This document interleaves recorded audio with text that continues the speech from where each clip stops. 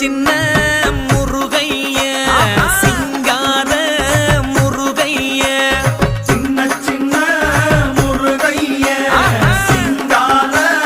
முருகைய கொஞ்சி கொஞ்சி